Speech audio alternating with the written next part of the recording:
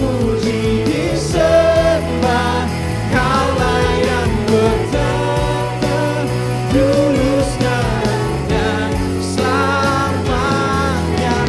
Raja atas segala raja, namamu besar, termulia. Namamu besar, termulia. Namamu besar, termulia.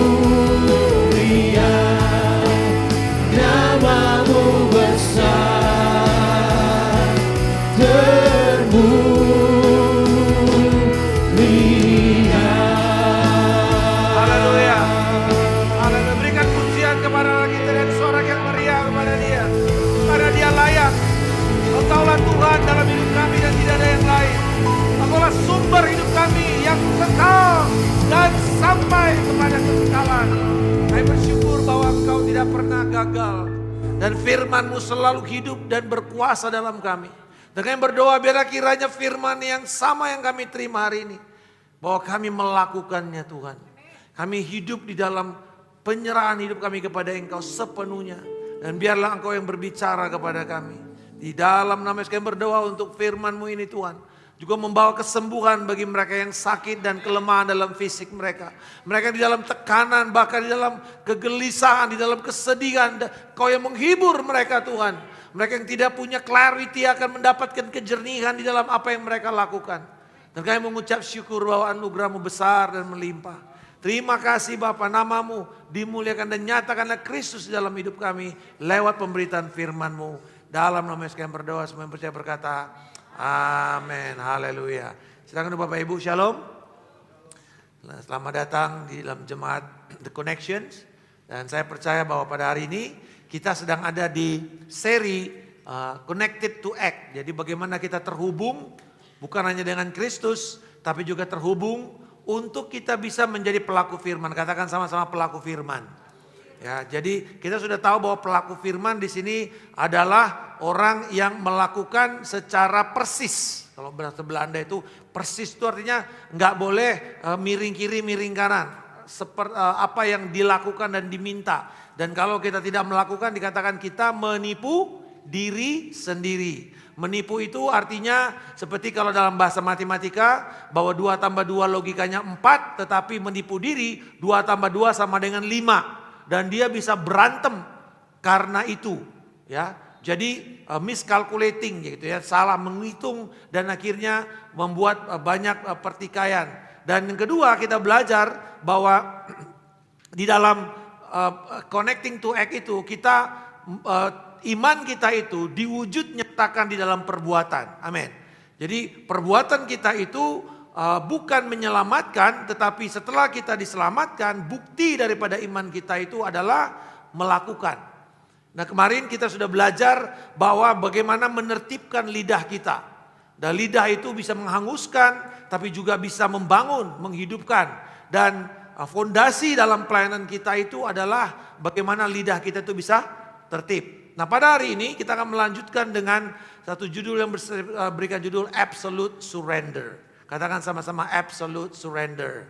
Ya, penyerahan diri secara total, secara absolut. Dan kita akan melihat di dalam Yakobus pasal yang keempat ayat 1 sampai dengan 10, saudara-saudara. Kita belajar satu hal, iman yang sejati bukan sekedar apa yang kita percaya, tetapi apa yang menggerakkan hati kita, bahwa kasih dari Injil yang menyelamatkan kita, menggerakkan kita untuk kita bisa peduli kepada sesama kita.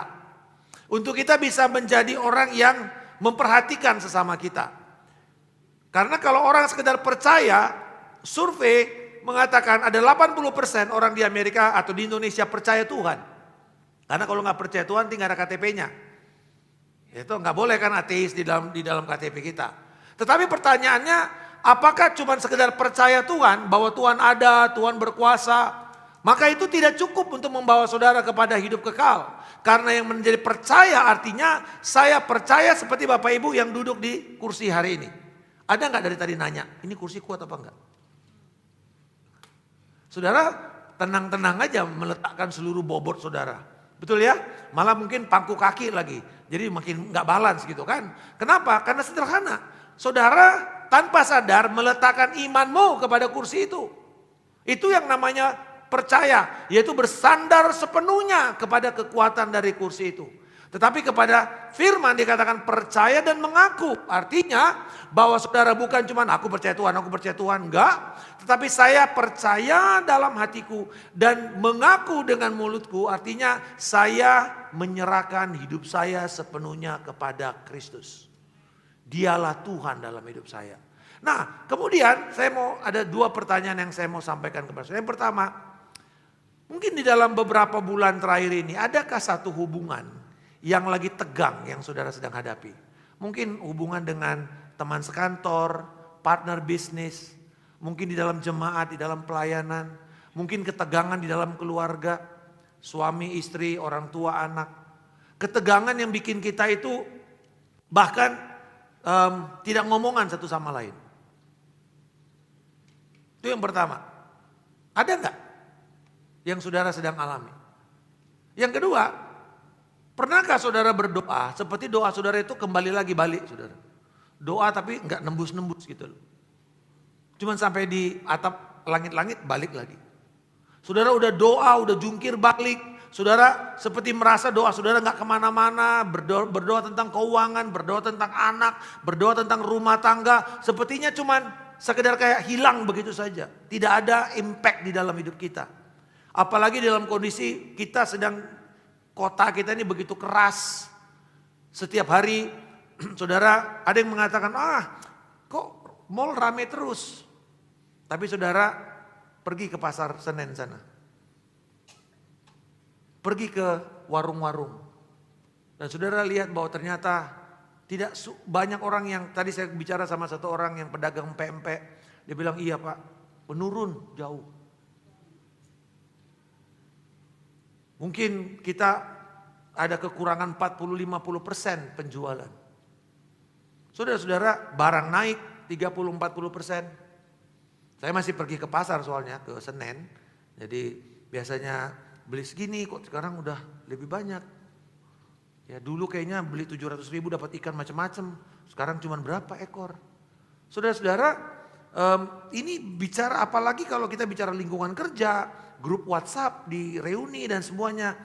Ada gesekan karena uang.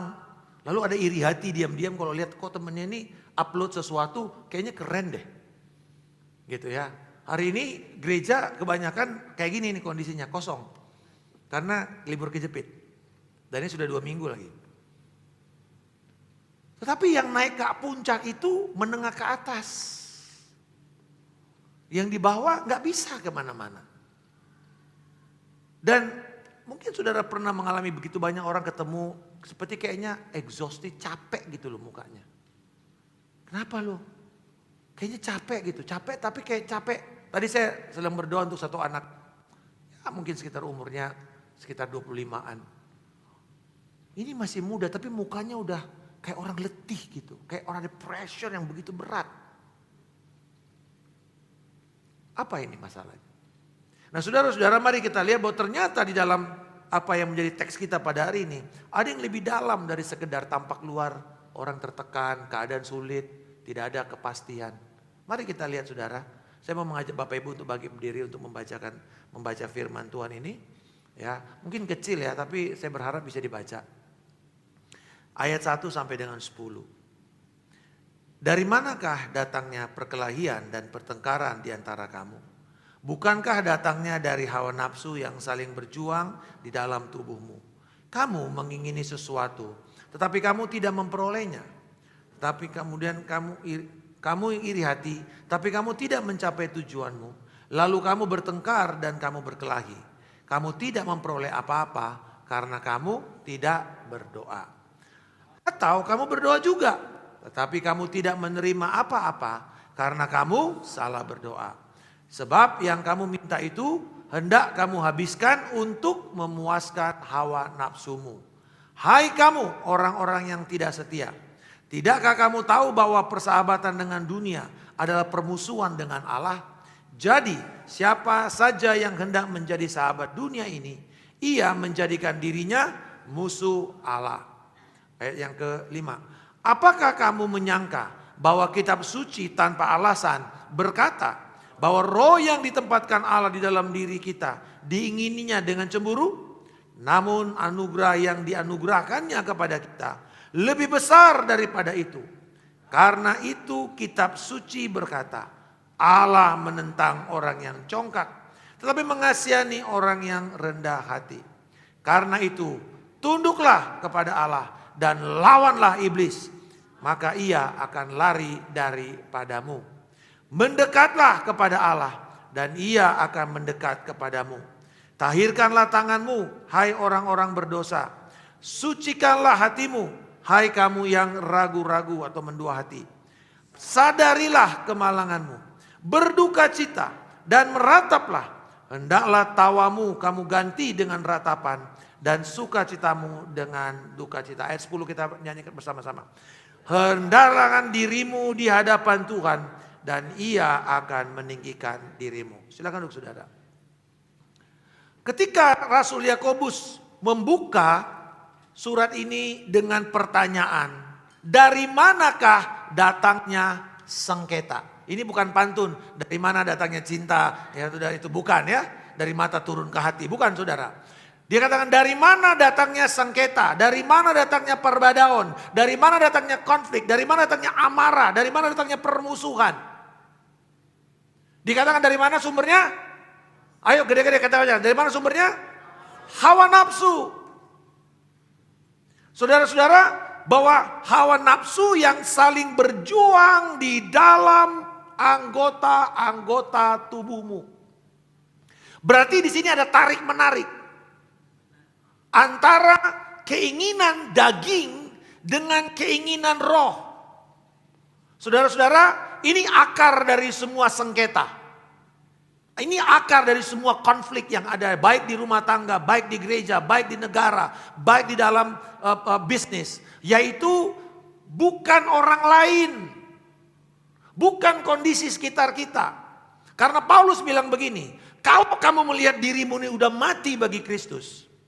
Bapak Ibu, ada sebuah ungkapan di dalam orang Indian. Dead man cannot dance. Orang mati tidak bisa nari. Nggak bisa nari. Saudara mau telanjang di situ, dia nggak akan bisa hawa nafsunya bangkit. Semuanya sudah mati. So it doesn't matter di luar sana. Keadaannya begitu, orang mengecewakan kamu. Karena persoalannya bukan orang lain. The problem is us. Di dalam sini. Di sini ada konflik. Yaitu konflik hawa nafsu. Konflik yang mau mengatakan enak aja. Lu nggak lihat egonya gua. Lu nggak tahu gua ini siapa. Sementara mungkin saudara mendapatkan tekanan dari luar. Ada yang berjuang di dalam diri saudara. Ada yang mau mengatakan, udah tahan, rendahkan hatimu, ngaku salah. Oh enggak, enak aja, dia yang sakitin gua kok. Gua nggak akan minta maaf sama dia. So that's the problem. Bahwa akarnya bukan dari luar, akarnya dari sini. Akar dari segala sengketa bukan orang lain. Akar dari segala sengketa di rumahmu bukan pasanganmu. Lihat orang kiri kanan bilang, kamu bukan musuh saya. Suami istri, kamu bukan musuh saya. Amin. Tetapi ada sesuatu yang berjuang di dalam hidup kita, dalam hati kita. Di dalam batin kita ini. Nah saudara-saudara, ada kata yang menarik di sini. Bahwa kata bertikai di situ dipakai dalam istilah militer. Ada sebuah peperangan. Ada sebuah peperangan. Jadi ini menggambarkan yang harusnya jemaat itu hidup di dalam kasih. Hidup di dalam pengampunan. Hidup di dalam penerimaan. Tetapi kemudian mereka harus bertarung melawan tekanan. Konflik yang lahir dari dalam keegoisan mereka. Coba perhatikan dalam bahasa Inggris. Dosa itu diterjemahkan apa? Sin. S-I-N. Apa huruf di tengahnya? Selama I jadi fokus, then the problem will come. Saya ingat waktu saya masih tinggal di Depok, baru kawin. Jadi saya waktu itu baru rintis gereja di Depok dan dikasihlah kontrakan yang bisa untuk menjangkau mahasiswa. Jadi saya tinggal, kalau saudara pernah pergi ke Depok, itu namanya Gang Kober. Kecil gangnya, tapi di belakang itu kampung. Sekarang mah udah mewah. Nah, lalu saya baru menikah dan istri saya ini udah mimpin Bank Danamon pada waktu itu, udah jadi pejabat. Tapi dia ini begitu bermurah hati sama supirnya. Supirnya tinggal di Tangerang sana, kita dijemput bosnya pimpinannya di Depok. Dia bilang udahlah, kantornya di di Palmerah. Jadi dia bilang udahlah gini aja, kamu kan dari Tangerang, daripada nanti kamu ke Depok, dari Depok lagi balik ke Jakarta, udah kamu tunggu di DPR.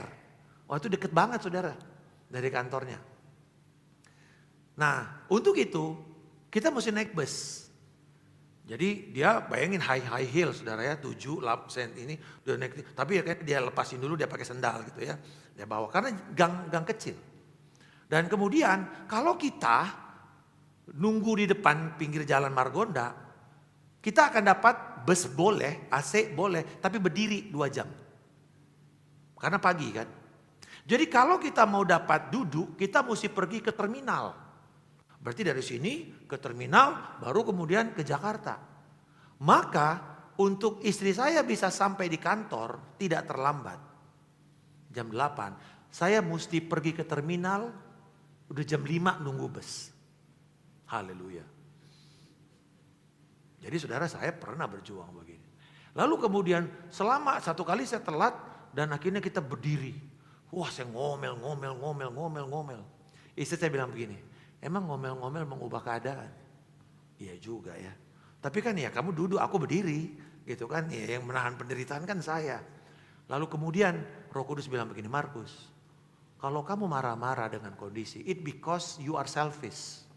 Kamu mau bangun jam 7, lalu duduk jalan kira-kira 100 meter, nunggu bus yang udah pasti padat, lalu kamu berharap dapat tempat duduk kayak karpet merah. Mau kamu klaim dalam nama Yesus, katakan positive words, dapat tempat duduk. Kamu akan terus berdiri. Saya bilang iya, selfish. Saya selfish, saya egois. Bapak Ibu, ternyata peperangan yang dipakai oleh kata Yakobus di sini adalah bukan melawan musuh dari luar. Musuh kita bukan darah dan daging, Bapak Ibu. Bukan saudara-saudara kita, bahkan mereka yang mungkin berbeda keyakinan. That's not our enemy, no. Tapi dari dalam hatimu, dari hawa nafsu yang berjuang untuk mendapatkan, siapa yang mendapatkan takhta di sini? Di dalam hati kita. Who reign, who rules. Itu yang menjadi problem. Nah Bapak Ibu, dikatakan dari mana datangnya pertikaian? Ya, dari hawa nafsumu. Kamu mengingini sesuatu. Next dia bilang apa? Kamu mengingini sesuatu tetapi tidak. Nah, kepengen tetapi tidak dapat. Lalu kamu berantem. Kamu tidak mendapat apa-apa karena kamu tidak berdoa. Bapak Ibu, ternyata apa yang namanya hawa nafsu di situ, yaitu keinginan yang tidak pernah puas. Haleluya. Keinginan yang tidak pernah puas. Manusia ini oleh dosa selalu tidak puas, betul nggak? Udah dapat gaji 5 juta, kurang, nuntut. Sekarang orang yang 3 juta sudah super kaya di Indonesia, haleluya ya. Karena desil diturunin sekarang saudara. Jadi 3 juta udah super kaya kita sekarang. Nah itu gawat saudara. Bukannya kita naik malah standar diturunin. Itu dosa namanya. Itu dosa. Itulah kondisi manusia berdosa. Standar di sini karena kita nggak sanggup ya udah turunin aja. Jadi lama-lama kita hidup di subnormal. Yang kemudian jadi abnormal. Betul. Karena yang normal di sini. Tapi karena kita nggak bisa capai diturunin supaya kelihatannya semuanya normal. That's the problem of the sin. Itulah masalah dosa. Bahwa karena kamu tidak bisa, turunin aja standarnya. Bukan, harusnya kita naik kepada standar itu. Nah saudara dikatakan di sini, hawa nafsu yang tidak pernah puas. Udah punya 1 mobil, kepengen 2. Udah punya 2, kepengen yang lain. Masih baru, ganti dengan listrik dan seterusnya. Saya nggak bilang bahwa saudara nggak boleh punya mobil listrik, bukan. Tetapi ada selalu keinginan itu, keinginan. Saya satu kali diberkati dan kemudian saya bilang, bagus juga nih. Kita ganti mobil yuk, saya bilang sama istri saya. Dia bilang, ini mobil masih baru, ngapain kamu ganti? Kelihatannya kalau ganti mobil 3 tahun sekali, kamu punya peringkat naik gitu. Kamu punya validasi hidup naik. Bagus saya dengar nasihat istri saya. Karena hari itu tiba-tiba 1 bulan kemudian gaji dipotong 50%. Berkat yang tadi dapat ternyata disimpan untuk kehidupan 12 bulan. Masih ingat 5 roti 2 ikan? 12 bulan? Dan saya belajar bahwa keinginan kita tuh selalu mau bertarung. I want to have something, I want to get something new. Dikatakan kamu mengingini sesuatu. Bahkan kenapa banyak suami istri berantem? Karena istrinya punya yang namanya unfulfilled expectation. Sebuah pengharapan yang tidak pernah bisa dijangkau oleh suaminya. Sehingga istrinya jadi frustrasi, suaminya juga frustrasi karena gak bisa memenuhi keinginan itu. Ribut. Gak pernah puas. Tidak pernah ada ucapan syukur. Lalu kemudian digambarkan lagi dengan keras. Keinginan yang tidak terpuaskan membuat kita menerkam satu sama lain.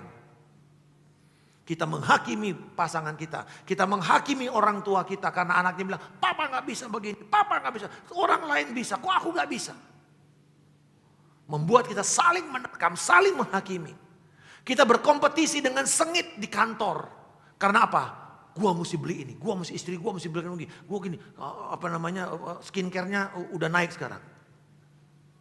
Akhirnya bertarung dengan itu semua.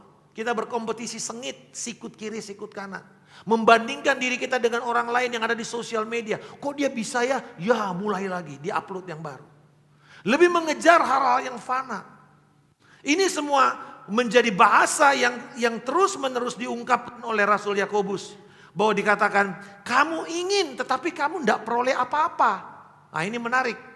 Kamu kepengen tapi kamu gak dapat. Satu, karena kamu tidak berdoa.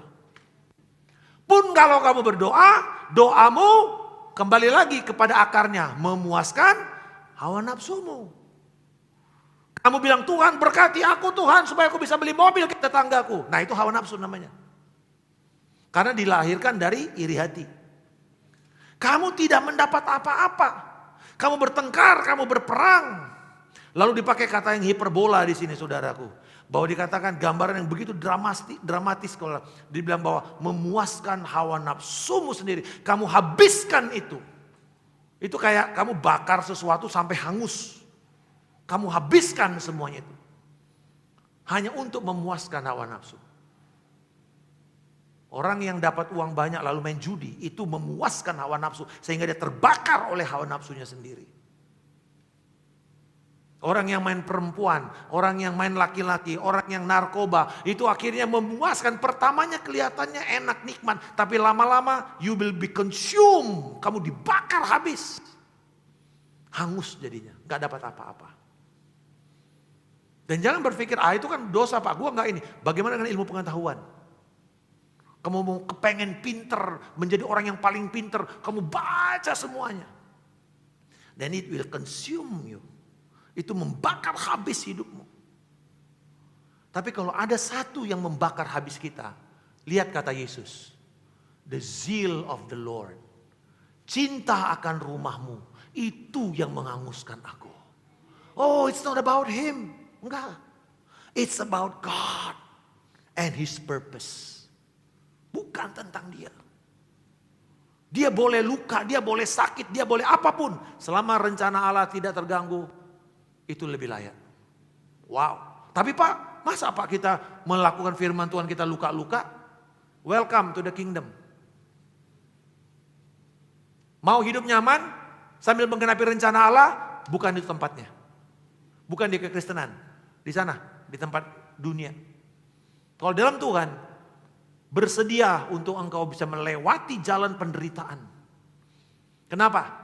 Suka di dalam kita berbicara kemerdekaan. Bahwa kemerdekaan yang kita dapatkan dibayar oleh darah daripada para pahlawan kita. Betul? Saudara tahu kemerdekaan kita di dalam Tuhan. Siapa yang bayar? Darah Yesus Kristus. Tidak ada. No crown. Orang bilang no glory. Tidak ada kawat berduri, tidak ada mahkota duri, tidak ada kemuliaan. Jadi nggak ada saudaraku melakukan kehendak Allah tanpa ada penderitaan. Nggak mungkin. Nggak ada hukumnya, tidak ada matematikanya di dalam kerajaan Allah begitu. Tapi saya nggak bilang bahwa saudara harus menderita terus habis-habisan. Enggak. Karena gini, penderitaan yang terjadi itu karena kita sedang berhadapan dengan kedagingan kita. Disitulah penderitaan kita. Amin saudara. Memuaskan hawa nafsumu sendiri. Dipakai kata hedon. Hedon. Hedon itu berarti apa? Sekaya nikmat. Kalau dulu pada masa itu hedon itu apa? Makan sampai banyak. Sampai bloated, lalu kemudian dikorek-korek, dibuang, makan lagi. Begitu terus orang Romawi. Makanya ada yang namanya anoreksia. Itu untuk apa itu? Karena itu dulu adalah kelakuan daripada orang yang makan pesta besar di Romawi, di budaya Romawi, di mana mereka makan dan itu all you can eat, everything. Tapi kemudian mereka mau kepengen makan lagi, tapi ini perut udah penuh, gimana? Dimuntahin dulu. Lalu kosong, makan lagi. Terus begitu. Sampai akhirnya they are not enjoying the food. They are just fulfilling gluttony. Roh. Galojo. Rakus. Dan itu salah satu dosa mematikan. 7 dosa mematikan. Memuaskan hawa nafsu. Dikatakan yang kedua, bahwa kamu bukan hanya tidak berdoa. Tapi kamu berdoa, bahkan rajin berdoa. Dan kamu berdoanya egosentris. Berkati aku Tuhan, supaya aku bisa beli ini. Supaya aku bisa beli iPhone 16, iPhone 17. Supaya aku gak dianggap dicengin lagi. Supaya aku dianggap bahwa aku adalah seorang profesional yang layak untuk mendapatkan penghormatan. Gak ada yang perlu di-proof sama dia. Egosentris. Meminta berkat hanya untuk gengsi, untuk validasi. Supaya ini tentang saya.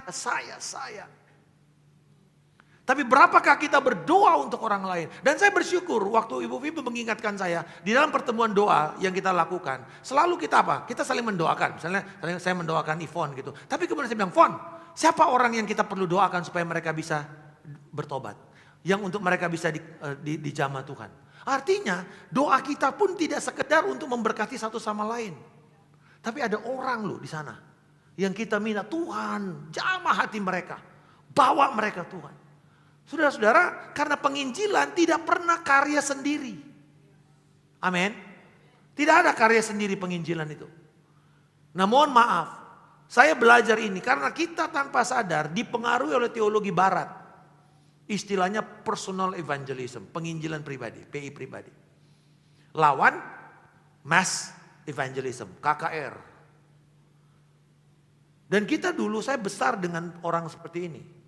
Penginjil itu harus gigih, sampai bisa orang bertobat. Mau berapa lama, mau sampai pagi diinjilin. Wah, kita tahan-tahanan saudara.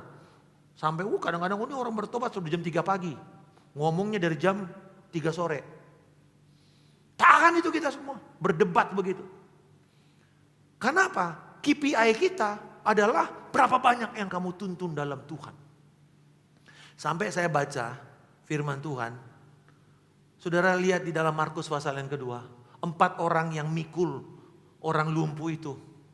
Ada nama mereka. Tapi dikatakan ini, Yesus melihat iman mereka. Bukan iman orang lumpuh ini. Biasanya yang kita baca, imanmu menyelamatkan kamu. Ya kan? Pergilah dengan selamat. Tapi hari itu tidak ada. Dia bilang gini. Yesus melihat mereka. 4 orang ini. Yang rela. Kemarin minggu lalu Daniel jatuh di depan. Karena sempit. Saudara, untuk ngangkat Daniel. Itu ada Stephen, badannya gede. Lebih gede dari saya. Saya, Stephen, ada Lucky, ada Joey, anaknya Olin. Lalu ada Pak Benyamin, 5 orang kita ngangkat. Waduh berat, nggak bisa. Padahal cuma berapa meter itu? Nggak ada 10 meter ya Pak. Dari jatuh di belakang mobil ke depan. Karena dia udah nggak kuat menahan, ada dislokasi di lutut sebelah kanannya. Berat sekali. Coba bayangkan 4 orang ini ngangkat lantai 2. Gak usah jauh-jauh. Kalau ini rumahnya orang Yahudi, ini biasanya atapnya ini dari para-para, dari kayu, lalu ada jerami, lalu ditutup dengan tanah liat. Cuman dipakai satu tangga satu naik ke atas. Karena rumahnya kayak di Santorini gitu, yang flat di atasnya. Bayangkan, Yesus di situ kira-kira 50-an orang gitu yang padat, kecil, sumuk, panas, dan wah bau keringat. Yesus lagi ngomong, tiba-tiba ini turun nih pasir-pasir, batu-batu, gruk. Lama-lama kok jadi bolong, ya? Lama-lama ini rumah orang nih soalnya nih, tiba-tiba turun, bukan berkat, turun orang lumpuh. Dan Yesus kagum dan melihat iman mereka. Bapak Ibu, dia fight ke atas, dia mengambil resiko menghancurkan atap rumah orang. Kalau sekarang itu sudah dibegal saudara. Ini perusakan properti orang. Tapi dia mengambil resiko sosial itu. Why? Simple. It is not about them. It is about this orang ini. Yang akan bertemu Yesus. Karena orang-orang dunia yang belum bertobat. Itu kayak orang lumpuh. Nggak bisa jalan sendiri ke gereja. Nggak bisa jalan sendiri ke Tuhan. Nggak bisa. Saya punya teman kemarin. Di Salatiga. Bukan orang Kristen. Separuh Konghucu, separuh Jawa, Kejawen. Darmo Gandul, Pangestu, dan seterusnya. Dukun. Orang tahu siapa. Dia dari mulai terminal, tukang becak, semua tahu bapaknya ini. Saya bilang, Pak, kok nama bapak ini nama Alkitab? Bapak kan orang tuanya nggak bertobat. Iya Pak, enggak. Cuma bapak saya itu bisa baca, nggak bisa nulis. Tetangga kita orang Sanger. Ya. Orang Sanger yang di utaranya Manado situ. Dia bilang, jadi dia ini pegawai administrasi di kampus Pak, dia UKSW. Jadi dia bilang begini, ya udah Pak, tak urusin ya. Tapi saya kasih nama aja sekalian. Iya. Jadi namanya, anak pertama Matius, anak kedua Markus, anak ketiga Lukas, anak keempat Yohanes. Terus kemudian terus gitu sampai ada Benyamin. Berapa Pak anaknya Pak? Sampai Benyamin gitu ya, yang paling bungsu. Nah, tapi nanti papanya kasih nama di belakangnya Pradita, Prasetyo, gitu-gitulah nama Jawa. Bapak Ibu, dia dikenal oleh banyak orang, tapi keluarganya jauh dari mereka. Dan dia gak pernah mau. Kedua kepahitan sama orang Kristen, diinjilin sampai dimarah-marahin. Tapi kemudian anak-anak ini bertobat. Di kampus mereka mulai berdoa. Karena rumahnya gede, dia bilang, Om boleh gak Om? Rumah yang situ kan Om gak pakai. Bisa gak kita jadikan tempat persekutuan mahasiswa? Oh boleh silakan aja. Dia gak larang saudara. Dia pergi. Anak-anak ini mulai berdoa. Dan doakan semua pekerjaan Tuhan, karya Tuhan. Nah saudara-saudara, di situ saya ingat Pak Rubin Adi itu masih jadi mahasiswa di sana waktu itu. Nah Bapak Ibu, lalu kemudian ada gembala di situ, gembala gereja GBI di daerah Salatiga, dan dia bilang samanya, Kas, ini ada Pak Paulus nih, ahli di pelepasan. Itu sekarang umurnya mungkin udah 95 tahun kali. Dia bilang, dia undang, kita mau undangin. Ayo kita undang Papa. Waduh, jangan. Susah itu datang ke gereja. Gini caranya, kita mau pergi ke rumah, kita mau doain anak adikmu. Karena sebagai orang yang main jimat, saudara kita tahu ya ada tumbal.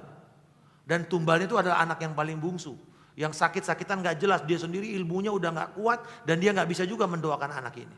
Jadi siapa saja mau mendoakan anak ini, dia monggo gitu. Mau Kristen kayak mau apa kayak silakan. Jadi datanglah mereka ini, doain anak ini, lalu bilang, Pak, nanti malam kita mau doa lagi, mau nggak Pak? Oh iya mau, ayo datang yuk Pak. Datanglah mereka ke KKR. Si bapak itu duduk kayak bagian ketiga gitu, dia diem. Dia nggak tahu ngapain orang tepuk-tepuk tangan, nyanyi-nyanyi, dia diem. Dia berusaha mainkan semua ilmunya untuk merusak itu si pendeta yang lagi khotbah. Sampai waktu altar call. Dan tiba-tiba dia nggak tahu, dia maju. Dia udah mulai kucep-kucep di sini. Nangis.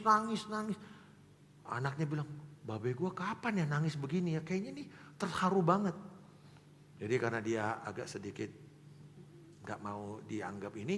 Jadi dia nanti pulang baru bilang, Pak kenapa papa nangis? Dia bilang, aduh hari ini nggak tahu. Aku sih enggak niat apa sih yang kalian ngomong. Cuman pada waktu orang itu maju, mau didoakan. Aku lihat semua tempat itu kayak putih. Ditutup dengan kayak kain putih. Terus ada orang yang gede. Yang pakai kain itu, yang nutupin semua rumah ini. Gereja. Tutupin. Nah saya tahu bahwa ini gambaran Yesus. Terus saya tanya gini, terus Pak, Papa lihat nggak? Minta nggak lihat matanya? Iya Pak. Terus orang ini melihat mata papa saya. Dan dia bilang, nah pertanyaan kedua, apakah matanya marah? Enggak Pak. Papa saya bilang, itu tatapan mata paling damai yang saya pernah lihat di seluruh hidup saya. Pelan-pelan akhirnya dia terima Yesus. Isunya bukan terima Yesus semata-mata. Isunya siapa yang berpartisipasi. Anak-anak sama papanya, sama mamanya doa. Nanti anak-anak dengan teman-teman di dalam pelayanan kampus doa. Anak-anak dengan pelayanan kampus dan gembala lokal doa. Gembala dengan jaringan pendeta panggil untuk khotbah. Saudara lihat gak bagaimana Tuhan bekerja? It is not about us. Kalau kita mau berdoa untuk orang-orang, jangan lihat dan mikir saya. Saya berdoa untuk provision. Saya bilang gini, Tuhan saya nggak mau, saya bertobat untuk bilang Tuhan berkati I want the provision. Minggu ini Tuhan mengatakan waktu saya baca Alkitab, change your prayer. Minta begini, I want a blessed provision. Apa bedanya? Provisi ya, kamu butuh 5.000, ya kamu dapat 5.000. Tapi blessed provision, saya mungkin cuma dapat 5.000, tapi 5.000 ini masih bisa mengalir ke orang lain. Itu yang namanya blessed provision. It's not about us. Dikatakan hawa nafsu itu adalah persahabatan dengan dunia. Keinginan yang tidak terpuaskan tadi. Dan itu menjadi satu keinginan untuk menjadi sahabat dunia. Dan kalau kamu bersahabat dengan dunia, kamu membuat dirimu sebagai musuh Allah. Kamu bermusuhan dengan Allah. Dan kamu mau lawan Allah, gak akan pernah menang. Nah saudara-saudara, yang menarik di sini dia kepegang gitu. Hei kamu orang-orang yang tidak setia, betul? Kata tidak setia di situ adalah kata perzina. Hai kamu orang-orang pezina. Oh saudara, kalau saudara baca bahasa aslinya itu, kok serem banget ini si Yakobus ini ngomong sama jemaat. Kamu para pezina. Apa dia sedang menghakimi jemaat? Bukan. Dikatakan bahwa kalau kamu orang yang mengejar status, mengejar kekayaan, sambil memakai doa sebagai tameng, sebagai bungkus daripada keinginan hawa nafsumu, kamu adalah pezina.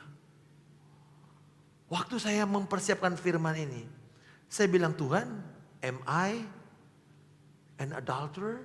Apakah saya ini seorang pezina?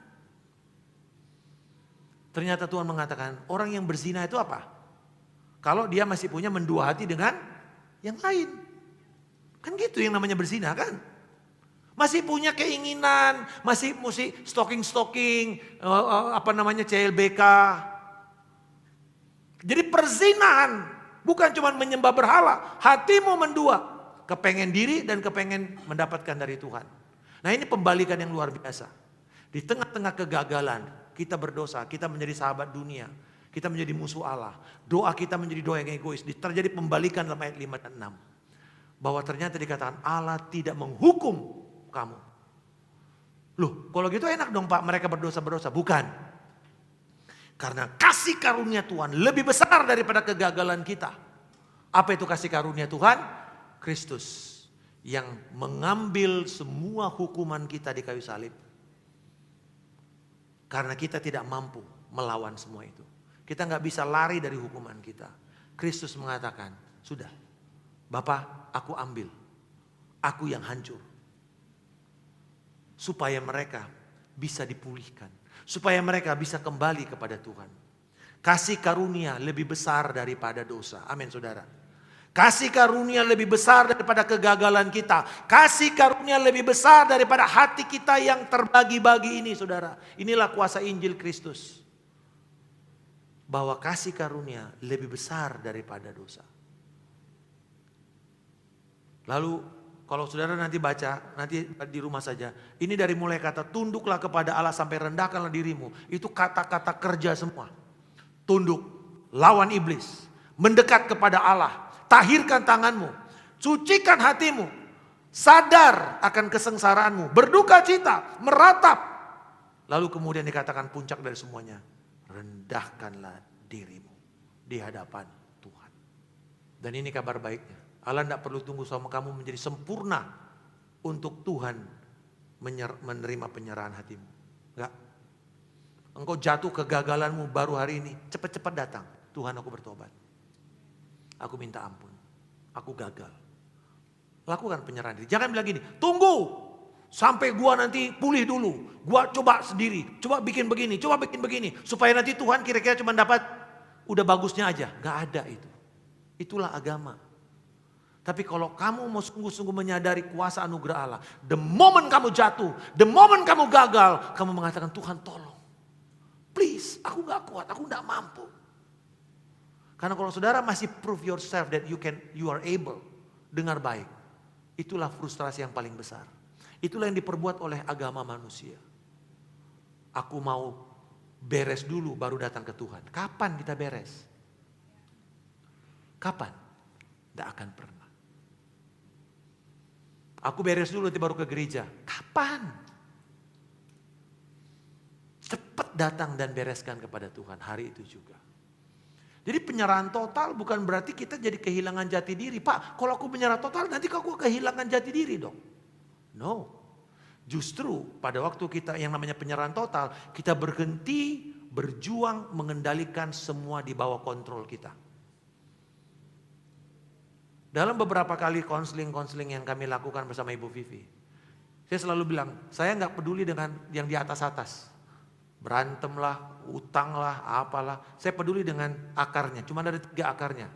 Fear, shame, control. Takut, rasa malu, upaya mengendalikan diri, mengendalikan keadaan. Dan saudara tahu, kalau kamu berusaha, misalnya kamu dipermalukan orang. Kamu berarti shame, kamu dipermalukan. Karena itu kamu berusaha untuk menjadi anak pintar. Supaya kamu tidak dipermalukan. Karena kalau kamu gagal, kamu akan dikuasai lagi oleh ketakutan yang akan mengatakan, saya akan ditolak, saya akan dipermalukan, saya akan diejek. Tapi sebaliknya, kamu berusaha untuk mengendalikan dirimu. Untuk apa kamu berusaha mengendalikan keadaan? Supaya kamu tidak ditolak. Shame. Karena kalau kamu ditolak, kamu takut, kamu akan diabaikan. Ini terjadi waktu kamu kecil biasanya. Saya terjadi itu pada waktu saya umur 7 tahun. Dan efeknya nanti umur 21 tahun.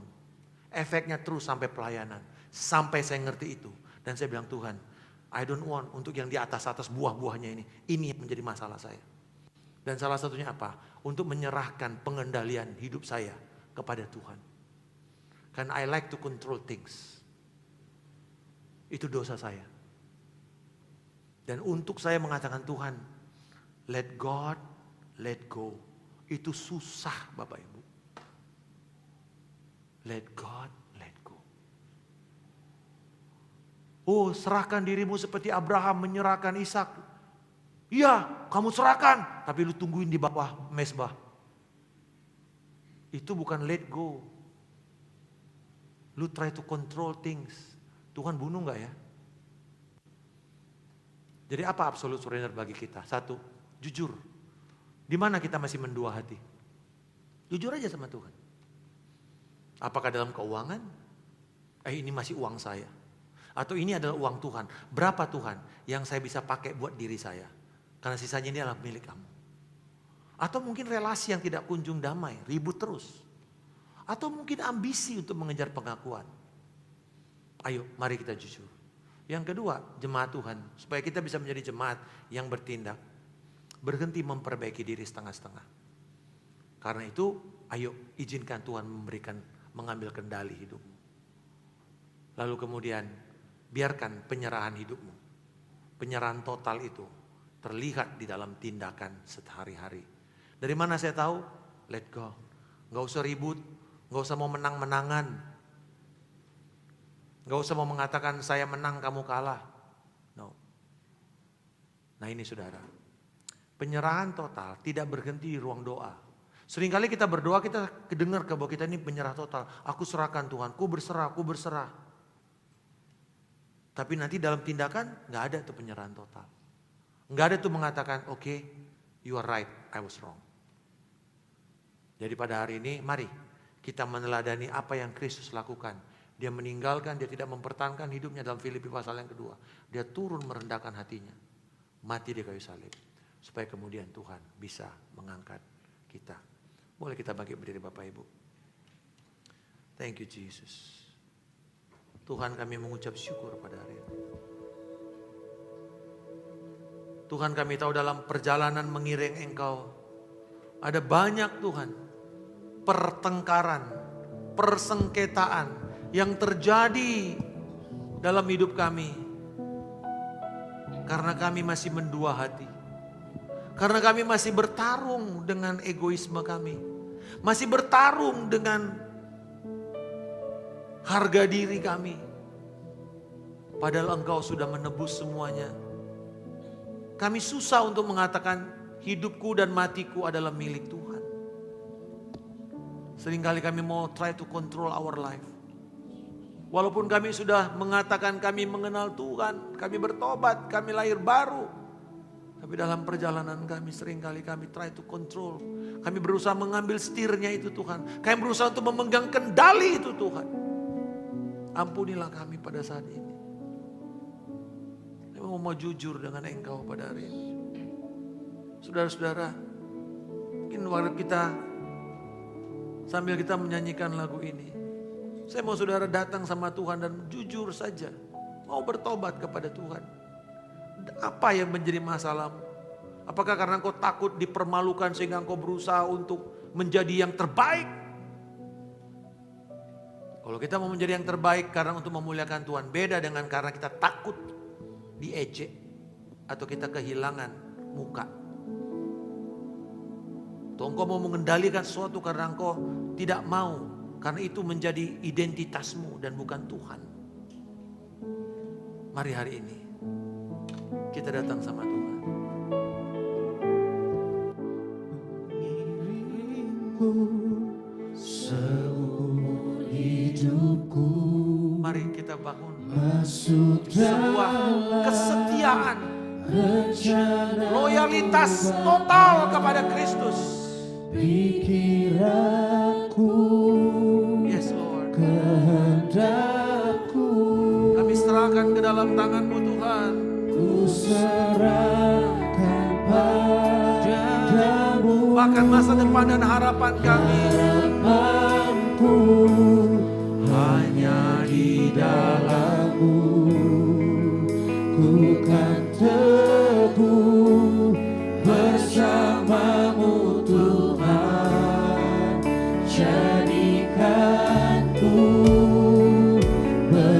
bersanamu.